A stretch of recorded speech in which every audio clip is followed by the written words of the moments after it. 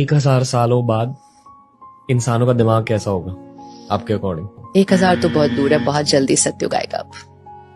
बहुत जल्दी सतयुग आएगा। यस, और इसीलिए सतयुग तो बहुत प्यारा होगा। हर सोल परफेक्ट होगी, हर बॉडी परफेक्ट होगी। परफेक्ट वर्ल्ड था, हमने उसको परफेक्शन से शिफ्ट किया धीरे धीरे, अब हम वापस परफेक्शन क्रिएट कर रहे हैं। इसलिए अगर आप देखो, ये वो भी समय है जहां बहुत लोग अब हायर वाइब्रेशनल एनर्जी की तरफ जा रहे हैं कि नहीं? You feel that or no? That's all. So this time is called the time of awakening. जैसे रात के 4-5 बजे 3-4 बजे का समय होता है ना, कुछ लोग सोने जाते हैं और कुछ लोग उठते हैं। तो किसी के लिए वो गुड नाइट है और किसी के लिए वो गुड मॉर्निंग है। ये वो वाला समय चल रहा है प्लैनेट पे। कुछ लोग सो रहे हैं मतलब अज्ञान की नींद में, इग्नोरेंट किस तरह की लाइफ लीड कर रहे हैं। एंड कुछ लोग अवेकनिंग, जिसको हम हिंदी में कहते हैं जागरण, awakening to a new way of thinking. नई तरह से सोचो, नए संस्कार, नए कर्म, डेस्टिनी बदलो। सो बहुत छोटा फिगर चाहिए होता है to overpower the billions of the planet and the world will change. अगले 50 सालों के अंदर डेफिनेटली। कांट यू सी सृष्टि पर क्या क्या हो रहा है? और कुछ नहीं देखना और सारे फैक्टर्स इग्नोर कर दो, सिर्फ क्लाइमेट और प्लैनेट की कंडीशन को ही देख लो।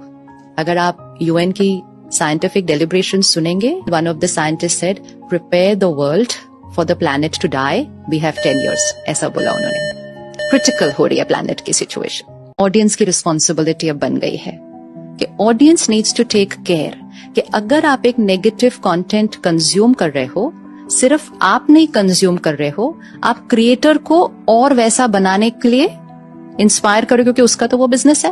और फिर आपके कंज्यूम करने की वजह से वो और बनाते हैं और बनाते हैं और लोग कंज्यूम करते हैं। And then we are saying, why is the world becoming like this? हमारे बच्चे ऐसे क्यों हो रहे हैं? रिस्पॉन्सिबिलिटी। शायद इसलिए आजकल लोग टीवी न्यूज कम देखते हैं। हाँ, पर सिर्फ न्यूज से क्या होगा? बाकी सब कुछ मूवीज की तरह, movie, OTT platform, social media handle, हर जगह एवरीथिंग जो भी कुछ आप सुन रहे हो, पढ़ रहे हो, देख रहे हो, pornography. We are the highest consuming country in the world. तो वी हैव टू पॉज।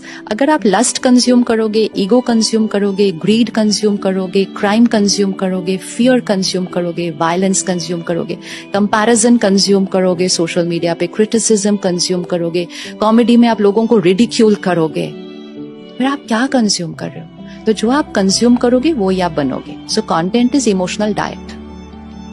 जो हम सुनते हैं, पढ़ते हैं, देखते हैं, वो हम बनते हैं। जो हम बनते हैं वो कर्म में आता है, जो कर्म में आता है वो डेस्टिनी बनता है। So content is equal to destiny, and इसलिए the destiny of the planet is changing. Content, that is the power of content. ऐसे ही नहीं कहा गया था कि मीडिया पावर है। तो 30 is the age of your body. आपकी क्या एज है? सोल की? हाँ, I would like to believe कि millions of years old सो है। Ageless, okay. क्योंकि वो कभी मरता नहीं है। आत्मा अजर अमर अविनाशी, इटर्नल है ना, एनर्जी है। तो 30 इयर्स पहले आप कहाँ होंगे? एक और कॉस्ट्यूम में। हमें नहीं पता कि उस कॉस्ट्यूम में आप कौन सा रोल प्ले कर रहे थे, आपकी फैमिली कौन सी थी, आप कौन से देश में थे, आप कौन से शहर में थे, आप कौन से सिनारियोज में थे, आप कौन से सिचुएशंस में थे। उस सब की वजह से ना आपके यहाँ बहुत सारे संस्कार रिकॉर्ड हुए हैं, बहुत सारे कर्म बने हैं।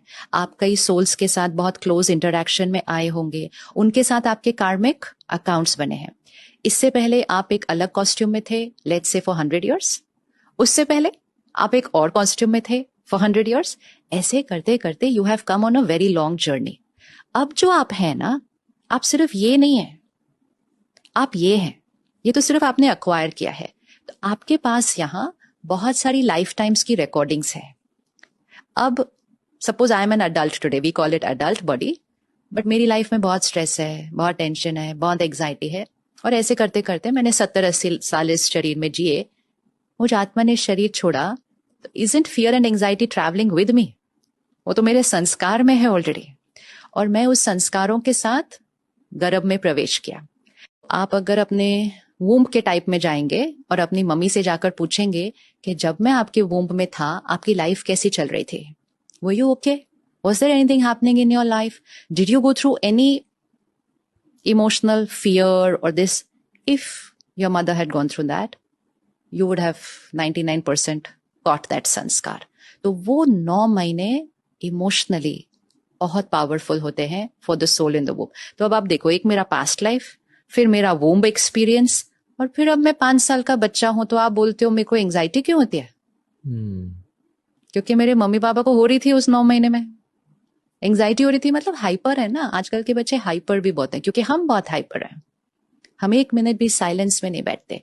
सो womb time is the most important time जहां पेरेंट्स को मेडिटेशन करना चाहिए, स्पिरिचुअल प्रिंसिपल स्टडी करने चाहिए। याद रखो, अभिमन्यु उस समय सीख लेगा।